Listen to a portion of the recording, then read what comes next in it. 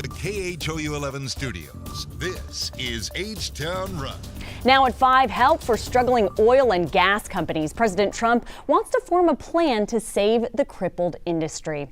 And that brings us to our live survey. This morning we are asking, should oil companies get federal funds to help save jobs? Let us know what you think about that by heading to KHOU.com/vote now, or you can also vote on your mobile app.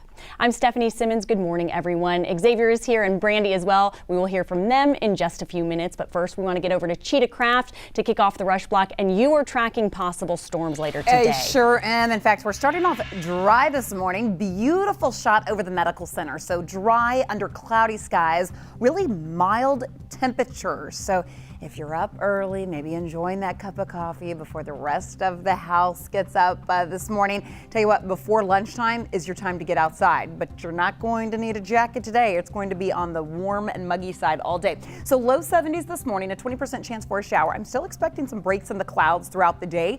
So a little bit of that sunshine builds our temperatures to the low 80s before some of the rain arrives. Today, let's talk about the threat for severe thunderstorms. That's mainly going to be north of the Huntsville-Livingston line, but the chance for an isolated strong thunderstorm, almost widespread, will be there. South of I-10, rain chances are lowered. We'll talk more about that coming up in just a little bit. Cheetah, thank you. We start with breaking news. A Houston police officer shot and killed a man. It happened in East Houston. HPD says the man jumped in front of moving cars on Gazin Street. When officers tried to arrest him, he ran off and threatened several people with a metal weapon. Police caught up with him and tried to tase him. Then officers say they were forced to shoot when he charged at them. Now to the coronavirus. No new deaths were reported in Houston from COVID-19, and that was the big headline from city leaders on Tuesday, but they warn now is not the time to let your guard down. Here are the latest numbers from our area. There are now more than 7,600 confirmed cases in the Houston region, which is about 200 more than the day before, but Houston only added 20 new cases yesterday. And again, no new deaths were reported. Statewide, we're now just under 20,200 cases and 517 deaths. Starting today, patients waiting for surgery will finally be allowed to have their procedures done. Janelle Fort has that story. Yeah, Xavier, today the next phase of Governor Greg Abbott's plan to reopen Texas rolls out. Starting this morning, some medical procedures will be allowed to resume. There are stipulations, though, and many doctors admit there is still a lot of confusion. We know procedures can only be performed at licensed healthcare facilities. That includes 24-hour emergency rooms, abortion clinics, and drug rehabs. But dental clinics are left out. The biggest thing is that procedures and surgeries cannot interfere with the fight against COVID-19.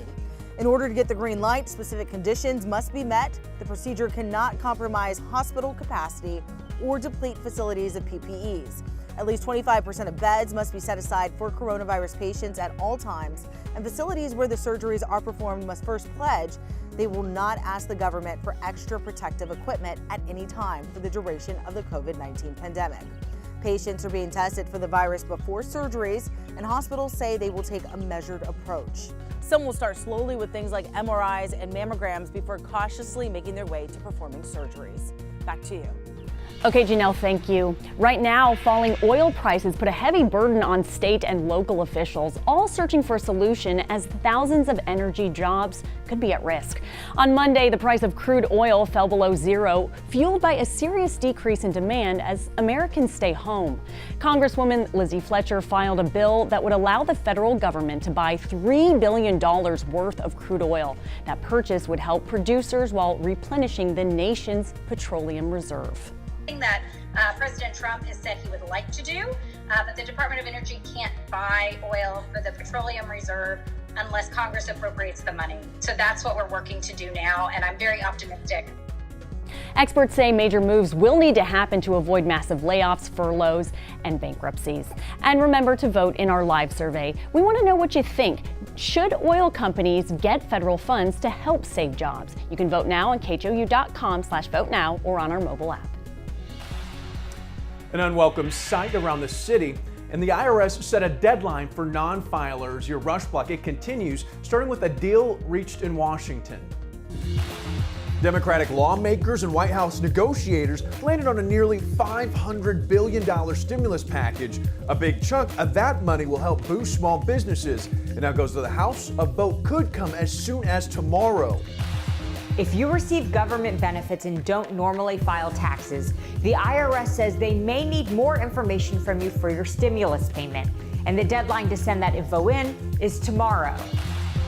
Getting back to work, Governor Abbott is urging Texans to look for job openings at workintexas.com. He says there are 481,000 jobs posted statewide. Abbott also announced a new pilot program for SNAP or food stamp recipients to buy groceries online. A new free testing site opened in Brazoria County. It's set up at the county fairgrounds in Angleton. The site will be open today through Friday from 10 a.m. to 6 p.m. It's only open until 2 p.m. Saturday and will be closed Sunday. If you want to be tested, you must be pre-screened. A growing problem in parking lots, people tossing their plastic gloves on the ground while others take it upon themselves to pick up their trash. Health experts warn that is a bad idea. If someone were to pick them up from the parking lot grounds or if they're at a park, that person can actually then get the virus on themselves. Experts say you need to properly throw away your PPE gear. And that's your Rush Block on this Wednesday morning.